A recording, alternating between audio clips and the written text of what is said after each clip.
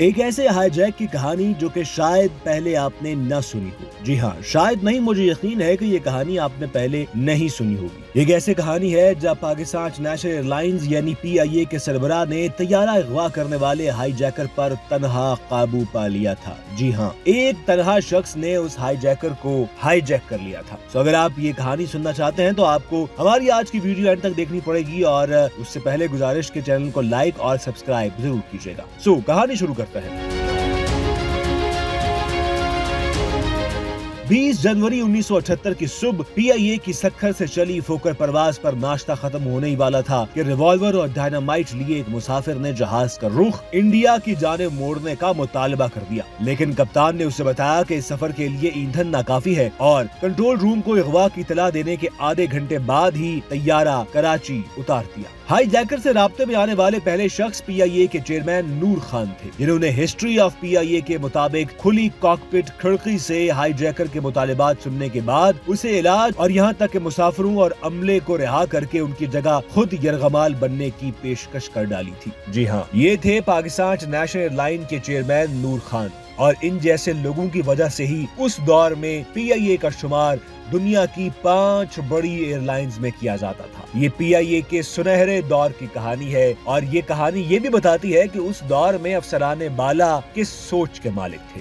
Chairman نور خان نے خود کو یرغمال بنانے کی پیشکش تو کر دی، مگر ہائی جیکر نے اس پیشکش کو مسترد کرتے ہوئے رقم نہ ملنے کی صورت میں 3 بجے تک طیارہ دھماکے سے اڑانے کی دھمکی دی۔ اسے بتایا گیا کہ جمعے کی چھٹی کے باعث تمام بینکس بند ہیں، اس لیے تاخیر ہو سکتی ہے۔ رات 11:30 بجے پر ہائی جیکر نے نور خان کو طیارے کے اندر آنے کی اجازت دے دی۔ تقریباً 1 گھنٹے کی بات چیت کے بعد نور خان نے اچانک ہائی جیکر سے ریوالور چھیننے کی کوشش کی۔ ہاتھاپائی میں ہائی جیکر نے گولی چلا دی جو نور خان کے پہلو میں لگی، مگر تب تک نور خان ہائی جیکر پر مکمل غالب آ چکے تھے۔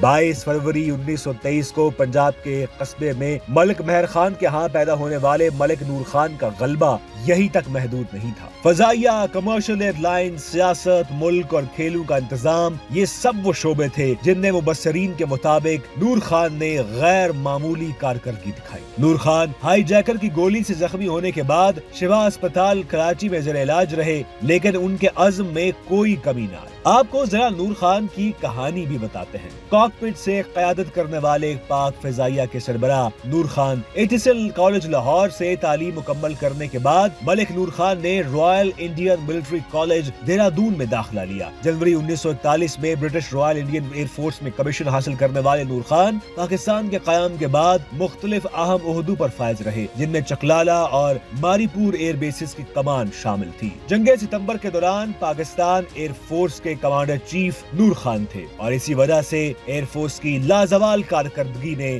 نہ صرف پاکستان انڈیا کے مقابلوں میں اہمیت حاصل کی، بلکہ پوری دنیا کی ملٹری تاریخ میں ایک ناقابل فراموش کہانی بن کر ابھری۔ کہا جاتا ہے کہ اگر دشمن بھی آپ کی بہادری یا آپ کے گن گانے لگے تو یہی سب سے بڑی جیت ہوتی ہے۔ بکرم سنگھ اور سدھارتھ مشرا کی لکھی گئی کتاب میں لکھا گیا ہے کہ اگرچہ ایئر مارشل اصغر خان نے پاک فضائیہ کی بنیاد رکھی، مگر اسے جرات، برق رفتاری اور جاذبیت ایئر مارشل نور خان نے بخشی، اور یہ خوبیاں ان میں آغاز سے ہی کوٹ کوٹ کر بھری ہوئی تھی۔ ان کے ہم اثر بتاتے ہیں کہ نور خان بعض اوقات اپنی مہارت کا مظاہرہ یوں کرتے تھے کہ رن وے پر الٹے جہاز کے ساتھ لینڈنگ کے لیے آتے اور آخری لمحے پر رول اوور کر کے جہاز کو سیدھا کر کے اتار لیتے۔ یقین کیجئے یہ اٹیمپٹ کرتے ہوئے بہت دل گردہ چاہیے۔ ایک اور ان کے ہم اثر سنا اگوٹوالا لکھتے ہیں کہ اسکواڈرن لیڈر کی حیثیت سے انہوں نے کئی مشنز میں نور خان کے ساتھ پرواز کی۔ کہتے ہیں کہ وہ عام پائلٹ کی طرح آتے، فلائٹ سوٹ پہنتے، کافی اور برگر منگواتے اور فائرنگ رینج کی طرف روانہ ہو جاتے۔ ان کا نشانہ اتنا درست ہوتا کہ بہترین پائلٹ بھی ان کا مقابلہ نہ کر سکتے۔ جب میں کہتا کہ آپ حد سے زیادہ نیچے جا رہے ہیں، وہ مسکرا کر کہتے جنگ میں ایسے ہی حملہ حملہ کرنا پڑتا ہے۔ ایک دن جب میں فنی خرابی کی وجہ سے واپس آ گیا، میرے فلائٹ کمانڈر ان کے ساتھ گئے۔ واپسی پر نور خان نے سیبر جٹ کے ونگ پر کھڑے ہو کر کہا، اب یہ سکور توڑ کر دکھاؤ۔ حیدر، انہوں نے 100% نشانہ لگایا تھا، میرے علم میں ایسا ریکارڈ آج تک کوئی نہ توڑ سکا۔ نور خان نہ صرف ایک دلیر اور بے خوف پائلٹ تھے بلکہ وہ خطرات مول لینے والے شخص بھی تھے۔ 6 ستمبر 1965 کی صبح جب انڈیا کی افواج پاکستان کی جانب پیش قدمی کر رہی تھی، پاکستان ایئر فورس نے ان کے خلاف کارروائی کا آغاز کیا اور شام تک نور خان نے اہم انڈین ایئر بیسز پٹھان کوٹ،